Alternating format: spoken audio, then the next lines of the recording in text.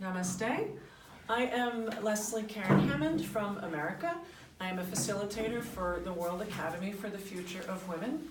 I had the privilege of recently going to Sindhupalchok in the mountains of Nepal to support the women of the World Academy in a project to bring awareness to no more child brides. I was so surprised on many different levels, the degree in which these women were committed to go into villages, and they interviewed over 30 or 35 families with a very detailed survey to find out the opinions on what these villagers thought about the concept of child brides. They interviewed mothers, daughters, fathers, grandfathers, and grandmothers. It was groundbreaking work. These women were pioneers because no one had gone to this village before and brought this topic to them. Another thing that was very surprising was how well received this project was. There was a drama or a play, a skit, that was delivered at the school to approximately 50 students and perhaps 20 adults.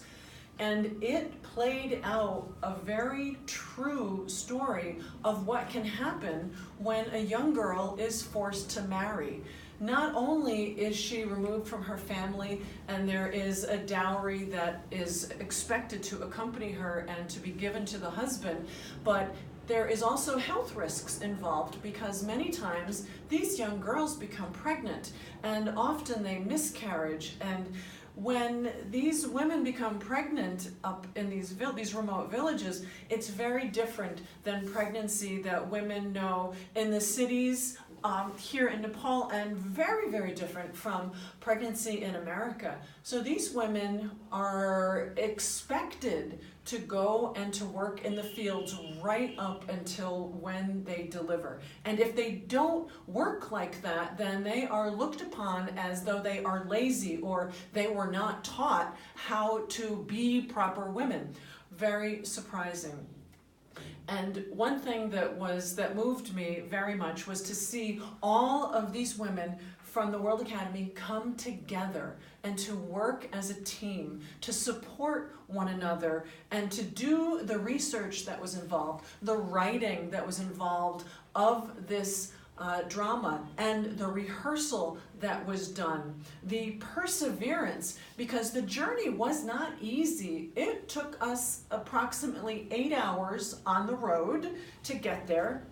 And then once we got to the village, we had another walk that was a very long walk uphill.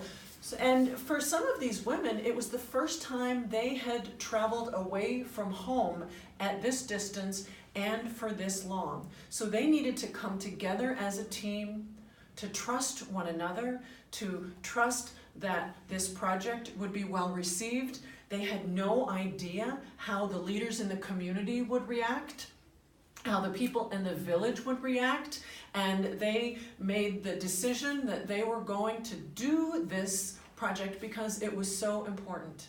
All of these women from the World Academy have become advocates for women's rights to some degree, and they are very passionate about spreading this word and sharing the message. For me, it was such an extraordinary privilege to be part of this and to witness this truly groundbreaking work and to observe these women really stepping into leadership roles and embracing them.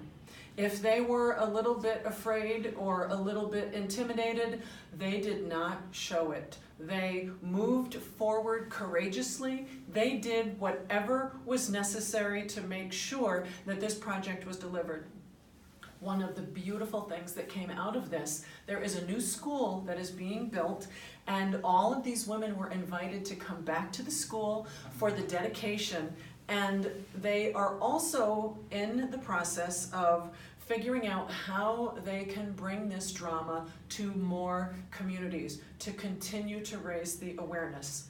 because if people in a remote village can accept this message, then communities all over Nepal and beyond the borders of Nepal, people all across the world, will also be receptive to this message. I am so proud of these women, and I am so grateful that I was able to participate. So thank you to the World Academy, to Jerry for your incredible vision, because you are leaving a legacy. Namaste.